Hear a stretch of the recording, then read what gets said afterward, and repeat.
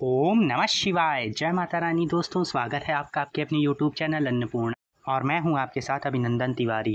कैसे हैं आप सब? ये मुझे कमेंट बॉक्स में जय लक्ष्मी नारायण भगवान, जय माता रानी लिखकर जरूर बताइएगा। लक्ष्मी नारायण भगवान और माता रानी आप सभी का कल्याण करने लगे। तो दोस्तों, आप सभी को आने वाली निर्जला भीमसेनी एकादशी की ढेर सारी शुभकामनाएं। निर्जला एकादशी सभी एकादशियों में श्रेष्ठ महत्व रखती है। सभी एकादशियों में सर्वोच्च स्थान निर्जला एकादशी को प्राप्त है। कहते हैं, अगर हम इस एक एकादशी का निर्जल रहकर उपवास रख के जल से भरे हुए घड़े का दान करते हैं, भगवान की सेवा में समर्पित होकर, धर्मपरायण होकर व्रत करते हैं, तो हमें पूरे वर्ष भर की 26 एकादशियों के व्रत करने का पुण्य प्राप्त अपने आप ही हो जाता है। निर्जला एकादशी सभी एकादशियों में सबसे सर्वश्रेष्ठ स्थान रखती है।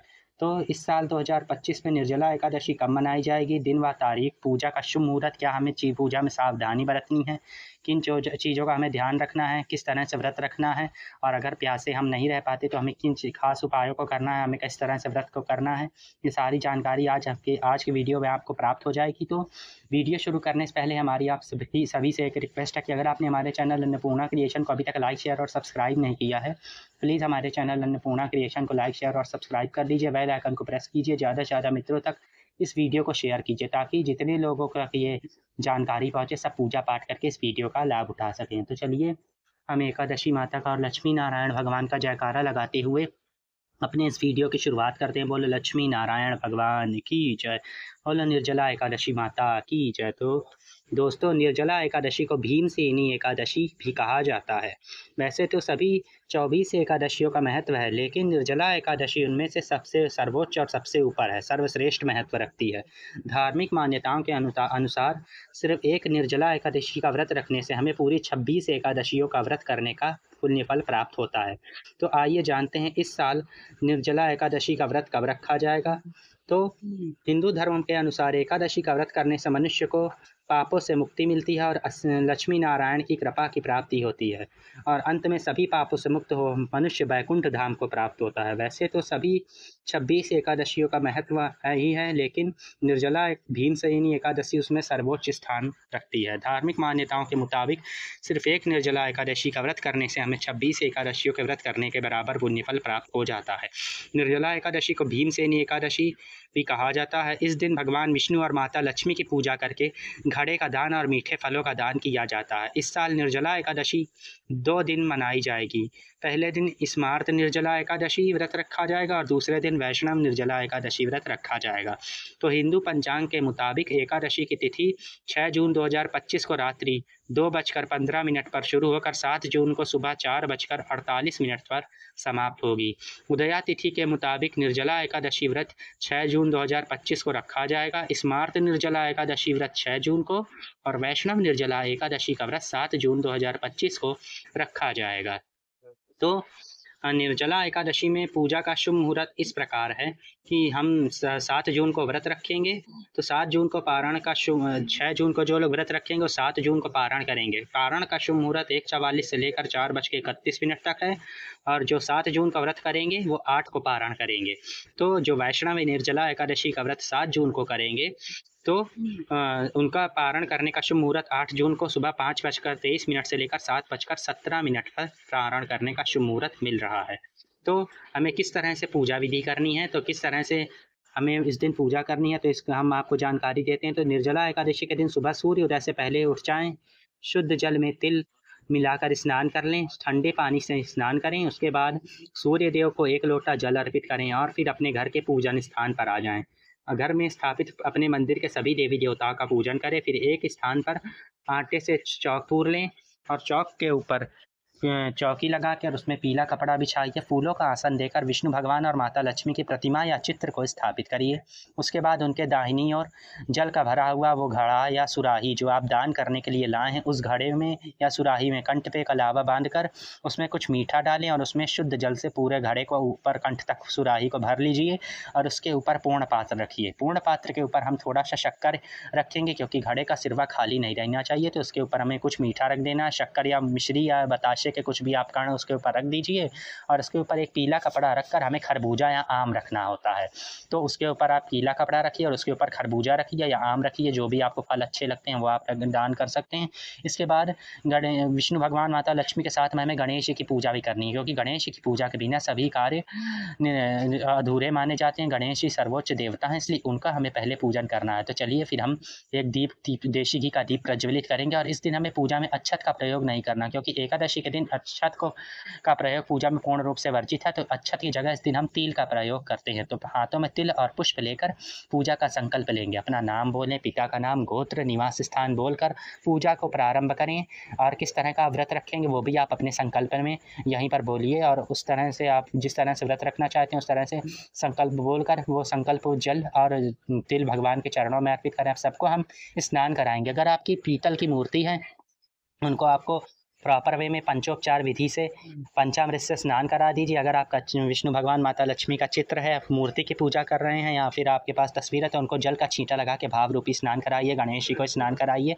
और उसके बाद सभी को क्योंकि विष्णु जी को गणेश जी को, माता लक्ष्मी को हल्दी, रोली, सिंदूर, अक्षत इस दिन ना चढ़ाइए। अक्षत के रूप में हमें तिल चढ़ाने होते हैं। गंध, पुष्प, धूप, दीप इत्यादि से सबका पूजन करिए और गणेश जी को दूर्वा अर्पित करिए। उनको पीले पुष्प या लाल पुष्प, गुड़हल के फूल गणेश जी को प्रिय हैं, उनको अर्पित करिए। और विष्णु भगवान को पीले फूल, बैजंती पुष्प बहुत प्रिय हैं, उनको अर्पित करिए। और माता लक्ष्मी को गुलाब के और कमल के फूल अर्पित करिए। और विष्णु भगवान को साथ ही में तुलसी दल भी हमें अर्पित करना है। और इस दिन हमें गणेश जी को अलग से भोग अर्पित करना है, क्योंकि गणेश जी के भोग में तुलसी हम नहीं डालते हैं और विष्णु भगवान, माता लक्ष्मी के भोग में हम तुलसी डालते हैं। तो विष्णु भगवान और माता लक्ष्मी के भोग में हमें तुलसी रखनी है और गणेश जी का जो भोग लगाएंगे वो हम अलग से अर्पित करेंगे। तो इस दिन आप भोग में चने की दाल, गुड़ का भी भोग लगा सकते हैं, या फिर बिना चावल के बिना बनी हुई कोई भी मिठाई, जैसे अब बर्फ़ी दूध की या फिर बेसन के लड्डू, इनका भी भोग आप लगा सकते हैं। लेकिन एकादशी के व्रत में कुल मिलाकर हमें वैसे तो फलों का भोग ही लगाना चाहिए, क्योंकि ये फलाहारी व्रत होता है। लेकिन अगर आप अन्न का भोग लगाते हैं तो उसे, अगर आप व्रत रहने तो स्वयं ग्रहण ना करें, परिवार के और लोगों में उसे वितरित हम कर सकते हैं। तो इसके बाद इसके साथ ही हमें जो मौसमी फल, आप खरबूजा, आम, ककड़ी, खीरा, जो भी अमरूद, जो भी फल आ रहे हैं उनका भोग लगा दीजिए। उसके बाद अब हमें हाथों में तिल और पुष्प लेकर एकादशी की व्रत कथा सुननी है। तो एकादशी की व्रत कथा पूरी आप सुन लीजिए। अगर आपको कथा नहीं आती तो हम अपने चैनल अन्नपूर्णा क्रिएशन पे निर्जला एकादशी की आपको कथा भी सुनाएंगे, तो आप हमारे चैनल से कथा सुनकर भी कथा का पुण्यफल प्राप्त कर सकते हैं। और कथा संपन्न होने के बाद हमें थोड़ी सी यहाँ पर अगियारी करनी है। तो अगियारी में आप गाय के गोबर का उपला सुलगाकर उस पर देशी घी की आहुति दीजिए, गणेश जी की, गौरी गणेश की आहुति दीजिए, शिव जी के नाम की आहुति दीजिए। फिर ओम नमो भगवते वासुदेवाय नमः स्वाहा या ओम लक्ष्मी वासुदेवाय नमः स्वाहा कहकर आप 7, 11 या 21 बारी आहुति दीजिए। और आहुति के बाद उसमें थोड़ा जो आप भोग प्रसाद चढ़ाया है भगवान को, आप उसे अर्पित कर दीजिए। हवन को संपन्न करने के बाद अब हम आरती करेंगे। तो पहले गणेश जी की आरती करिए, उसके बाद विष्णु भगवान और माता लक्ष्मी की आप आरती करिए। और इस दिन सबसे अच्छी आरती है ओम जय जगदीश हरे, स्वामी जय जगदीश हरे, भक्त जनों के संकट क्षण में दूर करें, ओम जय जगदीश हरे। इस आरती को आप कर सकते हैं। और आरती संपन्न होने के बाद अगर आप सुहागन हैं, पूजा कर रही हैं, तो माता लक्ष्मी से आप सुहाग विधि कर लीजिए। 7 या 21 बारी माता के मस्तक पर सिंदूर लगाइए अपने सिंदूरा से और उसे अपनी मांग में संजो लीजिए। तो आप सुहाग विधि कर लीजिए उसके बाद। और अगर आप पुरुष है, पूजा कर रहे हैं, तो आपको सुहाग विधि करने की कोई ज़रूरत नहीं। उसके बाद आपको हाथ में अक्षत, पुष्प और दक्षिणा लेके पूजा में रही कमियों के लिए भगवान से क्षमा प्रार्थना करनी है। और क्षमा प्रार्थना करते समय हमें एक मंत्र बोलना है, मंत्रहीन, भक्तिहीन, विधिहीन, क्रियाहीन, गतिहीनम जनार्दनम यत् पूजनम मया देवी क्षमहुमं परमेश्वरम, आवाहन ना जानामि विसर्जनम पूजन चैवम ना जानामि क्षमहुमं परमेश्वरम। अर्थात हे भगवान, आप ही का दिया हुआ सब कुछ है और आपका दिए हुई वस्तु को ही हम आपके चरणों में समर्पित करते हैं, हमारा कुछ भी नहीं है। तो हे भगवान, जो भी हमने मूर्ता अवश्य भी पूजा में कम ज़्यादा या ज़्यादा कम कर दिया है, उसे आप भूल चूक समझकर क्षमा करिए और हमारी पूजा को स्वीकार करके हमको अपनी कृपा का पात्र बनाइए। तो इस तरह से हमें शुभ प्रार्थना को करते हुए अपनी पूजा को संपन्न करना है। पूजा समाप्त करने के बाद जो आपने जल का घड़ा दान करने के लिए रखा है, जल का भरा हुआ घड़ा, शक्कर और ये पीला वस्त्र और खरबूजा और पंखा, इसका आपको किसी भी ब्राह्मण को दान दे देना है। अगर आप अपनी नंद को ये दान देते हैं तो आप उनको भी ये दान दे सकते हैं। अगर नंद दूर रहती है तो आप किसी भी ब्राह्मण के घर में इस दान को पहुंचा सकते हैं। और पूजा के तुरंत बाद ही हमें इस घड़े का और फल का और शक्कर का, पंखे का तुरंत ये सब दान कर दीजिए। और उसके बाद अगर आप निर्जल व्रत रहना चाहते हैं तो ये व्रत हमें पूरी ही सावधानी के साथ रखना, क्योंकि गर्मी बहुत प्रचंड वेग से पड़ रही है। इसमें निर्जल रह के व्रत करना हर किसी के बस की बात नहीं। अगर आपका स्वास्थ्य साथ देता है और आप स्वस्थ हैं पूरी तरह से तो ही निर्जल व्रत रखिए, नहीं तो आप फल खाकर भी इस व्रत को रख सकते हैं। और अगर निर्जल व्रत आप रखते भी हैं तो आप घर के अंदर रहिए, धूप के कहीं भी आपको बाहर नहीं निकलना है। अपने स्वास्थ्य का पूरा ध्यान रखते हुए आपको ज़्यादा बोलना नहीं है, एनर्जी को वेस्ट नहीं करना है और पूरे स्वास्थ्य का ध्यान रखते हुए इस निर्जल व्रत को करना है। अगर आप फलाहारी व्रत करते हैं तो पूजा के बाद आप फल को ग्रहण कर सकते हैं और जल भी ग्रहण कर सकते हैं। इस तरह से हमें इस व्रत को करना है। और इसके बाद पूजा को संपन्न करने के बाद आज के दिन हमें कुछ महा उपाय भी करने हैं। तो आज के दिन आप जैसे 4 महा उपाय करके अपने जीवन को सुगम बना सकते हैं। तो आज ज़्यादा से ज़्यादा आप शरबत का भंडारा कराइए, लोगों में आप मीठे शरबत का वितरण करवाइए।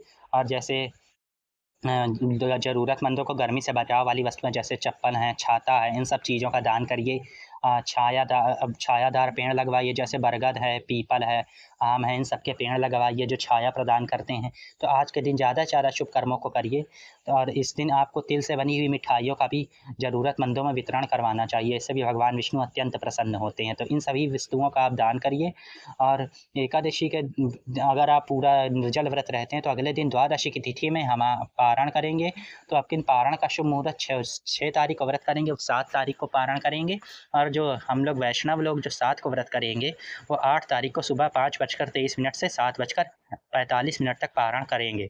और पारण के दिन आपको दान दक्षिणा करके ब्राह्मणों को भोजन करा के अपने पूजन को संपन्न करके फिर हमें भोजन करना होता है। और एकादशी का पारण हम लोगों को पूजा का जो पिछले दिन हम एकादशी में प्रसाद चढ़ाते हैं उसी प्रसाद को खाकर हमें व्रत का पारण करना होता है। तो जो आपने विष्णु भगवान को फल या मिठाई जो आप चढ़ाएंगे उसको अपने अगले दिन के लिए पारण को बचा के रख लीजिएगा। तो जो प्रसाद हम भगवान विष्णु को चढ़ाते हैं उसी प्रसाद को खाकर हम व्रत का पारण करते हैं।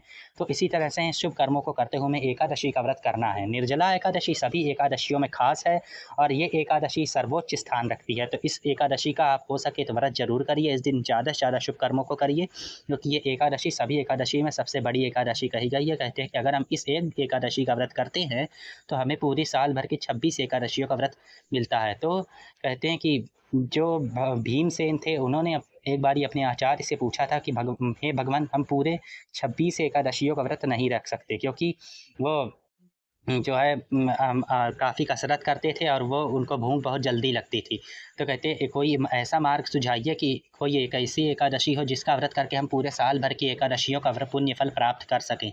तो उनके गुरुजी ने उन्हें निर्जला एकादशी की महिमा बताई थी और कहा था कि तुम इस एक एकादशी का व्रत रख के निर्जल रहकर इस व्रत को करके पूरे साल भर की 26 एकादशियों का व्रत का पुण्य फल प्राप्त कर सकते हो। तो भीमसेन ने इस एक एकादशी को निर्जल रह के उपवास करते थे और वो अगले दिन खूब अच्छे से भरपेट भोजन करते थे। इस तरह से वो पूरी साल भर की एकादशी का व्रत प्राप्त एकादशी का पुण्य फल प्राप्त कर लेते थे।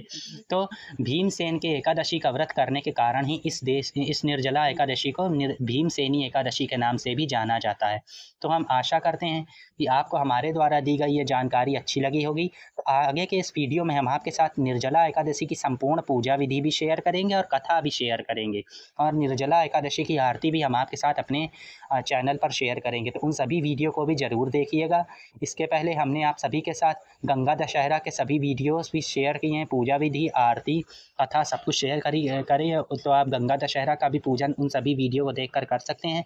और इसके बाद हम निर्जला एकादशी की भी आगे आपके साथ कथा शेयर करेंगे, आरती भी शेयर करेंगे और पूजा विधि भी शेयर करेंगे। तो उन सभी वीडियोस को भी आप ज़रूर देखिएगा। तो अगर आपको हमारे द्वारा दी गई ये जानकारी अच्छी लगी हो, वीडियो अच्छा लगा हो, तो प्लीज़ हमारे चैनल अन्नपूर्णा क्रिएशन को लाइक, शेयर और सब्सक्राइब कीजिए। बेल आइकन को प्रेस कीजिए। ज़्यादा से ज़्यादा मित्रों तक हमारे इस वीडियो को शेयर कीजिए और कमेंट बॉक्स में जय लक्ष्मी नारायण भगवान, जय एकादशी माता लिखकर ज़रूर बताइए।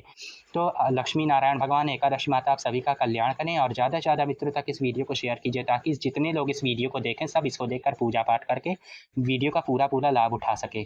तो आगे मिलेंगे हम आपसे नेक्स्ट वीडियो में। तब तक के लिए जय माता दी, ओम नमः शिवाय, जय लक्ष्मी नारायण भगवान, जय एकादशी माता, जय गौरी शंकर भगवान, ओम नमः शिवाय, जय माता दी।